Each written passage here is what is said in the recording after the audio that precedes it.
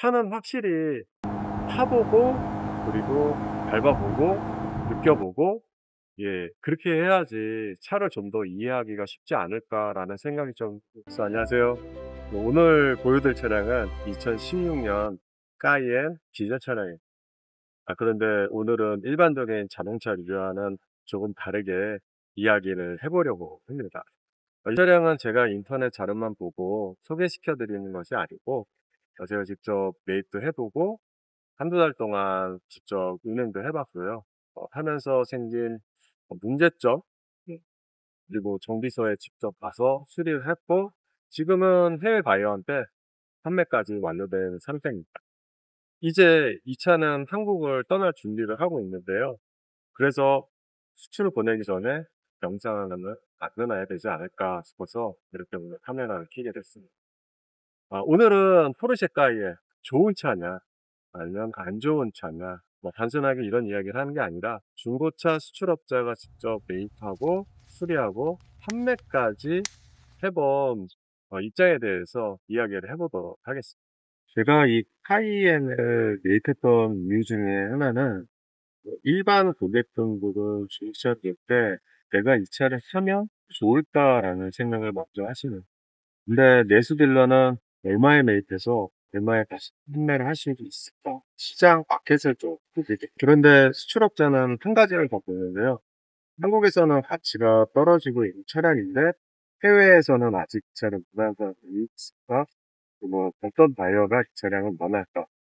저는 그런 부분 먼저 볼게요. 파이언 차량이 특히 좀 재밌습니다.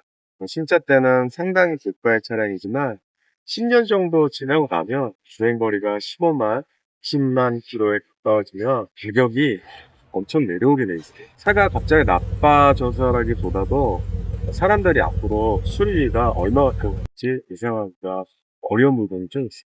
저도 그런 관점에서 이 차량을 매입을 했고요. 처음에는 바로 판매를 하려고 했지만 제가 직접 운행도 좀 해보게 되었고요. 그리고 한 두 달 정도 타면서 이 차량의 장점과 단점에 대해서 상당히 많이 경험을 하게 되었어요. 그리고 결국 필요한 정비를 마치고 해외 바이어에게 판매를 할 수가 있었는데요. 먼저 카이엔을 이해하려면 차량에 대해서 이해를 해야 됩니다. 포르쉐라고 하면은 모든 것을 처음부터 포르쉐가 독자적으로 만들었을 것이라 라고 생각하기가 쉬운데요. 그런데 까이엔의 역사를 보면 상당히 재밌습니다.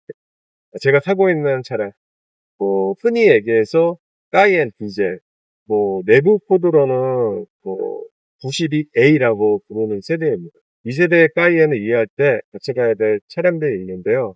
폭스바겐의 푸아렉, 그리고 아우디의 Q7, 포르쉐의 까이엔. 새 차량이 완전히 똑같다라는 것은 아닌데요.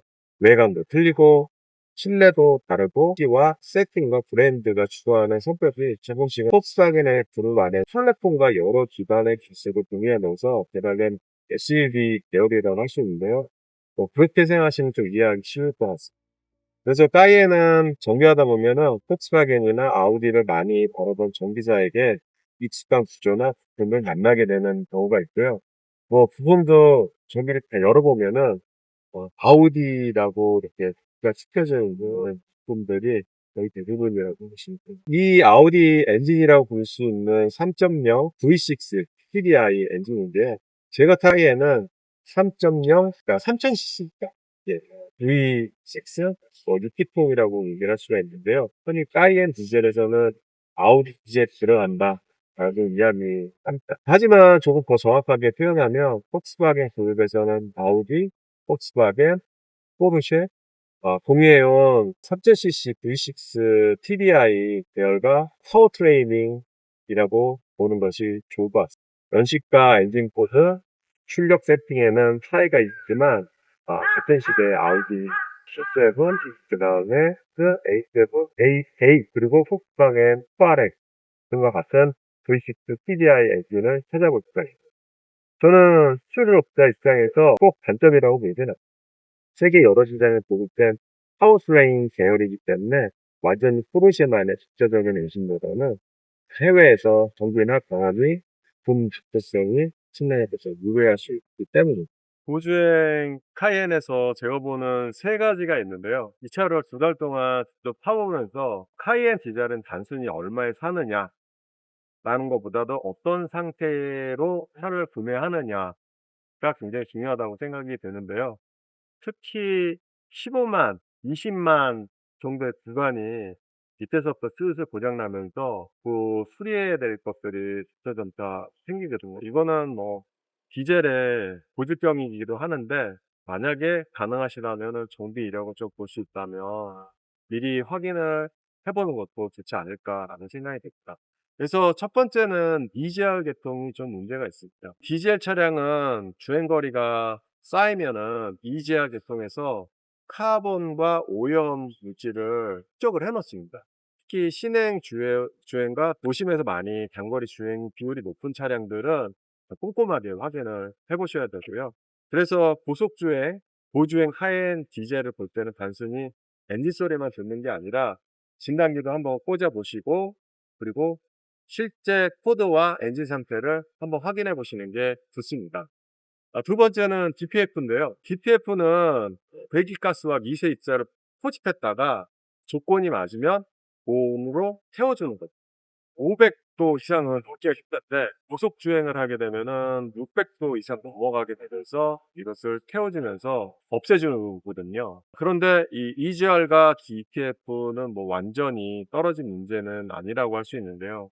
흡기, 배기, 연소 상태가 서로 영향을 주면서 고주행 디젤은 전체적으로 상태를 같이 봐야 된다라고 할 수가 있습니다. 출업자는 이 부분에 대해서 더 많은 신경을 쓰게 돼 있는데요. 뭐 한국에서는 뭐 경고등이 안 들어왔는데 해외에서 딱 받았는데 이 경고등이 들어오게 되면은 또 신뢰 문제가 생길 수 있으니까 아무래도 좀 꼼꼼하게 보고 저희가 코드와 그다음에 주행과 뭐 될 수 있는 대로 준비할 수 있는 모든 것을 준비해 가지고서는 수주로 보내고 있습니다. 그다음에 세 번째는 하체와 서스펜스인데요. 세 번째 하체와 서스펜스는 특히 에어 서스펜스는 적용된 차량은 상태를 반드시 확인을 해야 돼요. 여기 인제 타이어와 이 바디랑 이게 좀 간격이 남아 있는지 다시 복원하는데 이게 균형이 수평에 맞는지도 잘 보셔야 되고요. 이게 생각보다도 한 짝에 금액이 굉장히 고가입니다. 네. 이것이 단점인 동시에 장점이라는 거, 그만큼 고속 주행하거나 그다음에 주행할 때 어떤 안락함이나 단단히 잡아주는 의미 있거든요. 여기서 개인적으로 보는 게 실업자분은 15만에서 20만에 아무래도 판매 시점이 되지 않을까라는 생각이 드는데요. 개인적으로 15만에서 20만 킬로 정도는 고급 수입 디젤 차량이라면 한 번쯤은 계산기를 두들겨 봐야 돼요. 20만 킬로가 됐다고 해서 자동차가 끝나는 것은 아닙니다. 30만 킬로, 40만 킬로, 50만 킬로까지 관리만 잘하면은 계속해서 탈 수가 있는데요. 앞으로 들어갈 비용입니다. EGR, PPF, 하체, 서스펜스, 누유, 각종 소모품까지 하나씩 정비 시기가 돌아오면은 현재 가치에 비해 정비하는 게 조금 부담스럽습니다. 그래서 차량의 가치가 아직 충분히 남아 있을 때 계속 가지고 갈 것인지, 아니면 국내에서 판매를 할 것인지, 아니면 수출 시장에 더 좋은 가치를 받을 수 있는지 그걸 비교해 봐야 될 것 같은데요. 그것은 차량 상태에 따라서 또 틀리지 않을까라고 개인적으로 또 생각을 해 봅니다. 내수 딜러와 수출 업자는 자동차 보는 방법이 완전히 틀린데요. 내수 딜러는 한국 소비자에게 얼마에 다시 판매할 수 있을까라고 계산하지만, 수출업자는 이 차량을 필요하러 하는 해외 시장에 얼마의 가치가 있을까를 봅니다. 한국에서는 20만 넘게 되면은 성능 보험을 받을 수가 없습니다. 그래서 모든 게 구매를 하더라도, 중고차 구매를 하더라도 본인 자가로다가 다 수리를 해야 되는 그런 게 있는데요. 하지만 내수에서는 좀 가치가 떨어지겠지만 수출 쪽에서는 가격을 더 받을 수 있겠죠. 같은 자동차인데 누가 보고 어느 시장에 판매하느냐에 따라서 가치가 좀 많이 틀려진다고 저는 생각이 들거든요. 그 차이를 찾아내는 것이 중고차 일 중에 하나라고 생각하시면 될 것 같습니다. 결국 까이에는 판매가 되었고요. 두 달 정도 직접 하면서 솔직히 뭐 돈도 좀 들어가기도 했는데요. 정비소도 몇 번 왔다 갔다 하고, 그리고 어떤 날에는 '아 괜히 내가 이거 구매를 했나.'라는 생각도 들기도 하고요. 그런데 필요한 부분을 하나씩 수리를 하고 다시 운전대에 들어서 운전대를 잡으면 생각이 바뀝니다. 어우 그래도 포르쉐는 이게 좀 느낌이 틀리다. 10 년이 지난 자동차임에도 불구하고요. 이것은 제가 수리 내역 그리고 히스토리에 대해서 바이어한테 이야기를 했고 다행히 그것까지 인정을 해 줘서 그 가치만큼은 제가 받고 판매할 수 있게 됐습니다. 저도 수주를 하면서 계속 이런 차 저런 차 많은 차량들을 타면서 또 다른 경험을 하게 돼 있는데요.